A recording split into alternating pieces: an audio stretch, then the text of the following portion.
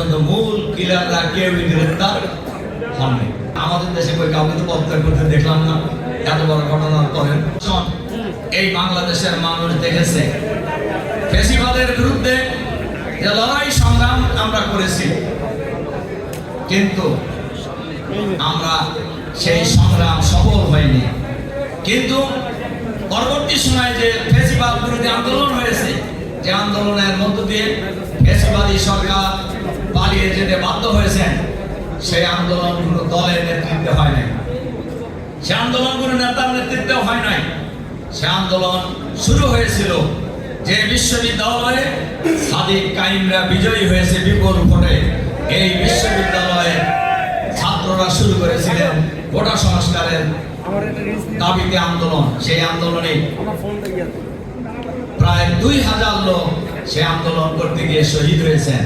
এবং সেই আন্দোলনের মধ্য দিয়ে এক পর্যায়ে বাংলাদেশের সকল শ্রেণী পেশার মানুষ, শিক্ষক, কর্মকর্তা, কর্মচারী, ছাত্র ছাত্রী, ক্লাস 3-র ছাত্রী থেকে শুরু করে 90 বছরের বৃদ্ধ পর্যন্ত এই আন্দোলনে ঐক্যবদ্ধভাবে ঝাঁপিয়ে পড়ার মধ্য দিয়ে ফ্যাসিবাদী সরকারের পতন হয়েছে, ফ্যাসিবাদী সরকার পালিয়ে যেতে বাধ্য হয়েছে।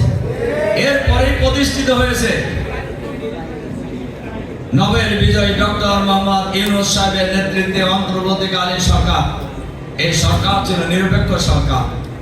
এই সরকার কতটুকু নিরপেক্ষতা বজায় রাখতে পেরেছেন, এটা বাংলাদেশের মানুষ এটা বিবেচনা করবেন। আমরা লক্ষ্য করেছি, আমাদের দাবি ছিল ফ্যাসিবাদের দোসর যারা, তাদেরকে প্রশাসন থেকে শুরু করে সকল জায়গা থেকে সরাতে হবে, তাদেরকে চিহ্নিত করতে হবে, তাদেরকে গ্রেফতার করতে হবে, তাদের বিচারের মুখোমুখি হতে হবে। কিন্তু আমরা লক্ষ্য করছি ফ্যাসিবাদের দোসর প্রশাসনের মধ্যে যারা ছিলেন, যারা এই সকল হত্যাকাণ্ডের অংশীদার, এই সমস্ত ব্যক্তিদের অনেকেই এখন বীর তর্পে প্রমোশন হইতেছে। আমরা লক্ষ্য করছি এদের চাকরি তো যায়নি, তাদের তো চিহ্নিত করাই হয় নাই, তাদের বরঞ্চ প্রমোশন হচ্ছে। এবং তারাই এখনো প্রশাসনের অনেক গুরুত্বপূর্ণ জায়গায় তারা বসে আছে। যার কারণে আপনারা লক্ষ্য করে দেখবেন, এই যে কয়েকদিন আগে জুলাই যোদ্ধা, জুলাই বিপ্লবের অন্যতম নায়ক শরীফ ওসমান হাদিকে যেভাবে হামলা করা হয়েছে, হত্যা করার উদ্দেশ্যে, আজ পর্যন্ত প্রশাসনের লোকেরা জানতেও পারলেন না। তিনি আগে থেকে আশঙ্কা করছিলেন তার উপর হামলা হতে পারে, তাকে হত্যা করা হতে পারে, এমনি প্রকাশও করেছেন, কিন্তু সরকার কোন ব্যবস্থা নেন নাই। এবং এই হামলা হওয়ার পর আজ পর্যন্ত মূল কিলাররা কেউই গ্রেফতার হননি।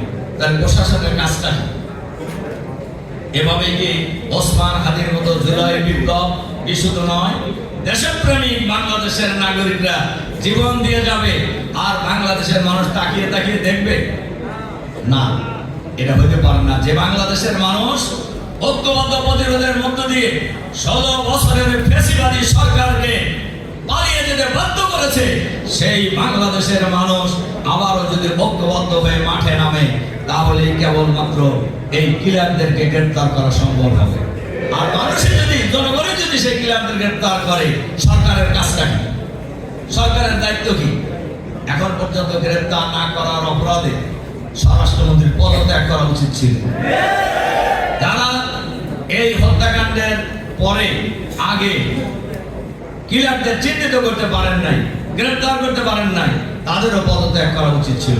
কিন্তু আমরা বহু দেশে দেখেছি ব্যর্থতার দায়ে, এর যে ব্যর্থতার দায়ে বহু দেশের মন্ত্রী পদত্যাগ করেছেন, কিন্তু আমাদের দেশে কই কাউকে তো পদত্যাগ করতে দেখলাম না। এত বড় ঘটনার পরে এই জন্য আমি আজকের এই আলোচনার সভায় আমি সম্মানিত সাংবাদিক বন্ধু এবং সুধী মণ্ডলী ভাই বন্ধুদের কাছে আহ্বান জানাতে চাই, জুলাই বিপ্লবের মধ্য দিয়ে যে আমরা নতুন বাংলাদেশ পেয়েছি, সেই নতুন বাংলাদেশ গড়ে তোলার জন্য দল, মত, জাতি, বর্ণ, ধর্ম নির্বিশেষে আমরা সবাই ঐক্যবদ্ধভাবে আগামী পরিবর্তনের জন্য, খুনিদের বিচারের জন্য, গণহত্যাকারীদের বিচারের জন্য, ওসমান হাদির উপর যারা আক্রমণ করেছে তাদের বিচারকে নিশ্চিত করার জন্য আমাদেরকে ঐক্যবদ্ধ হতে হবে।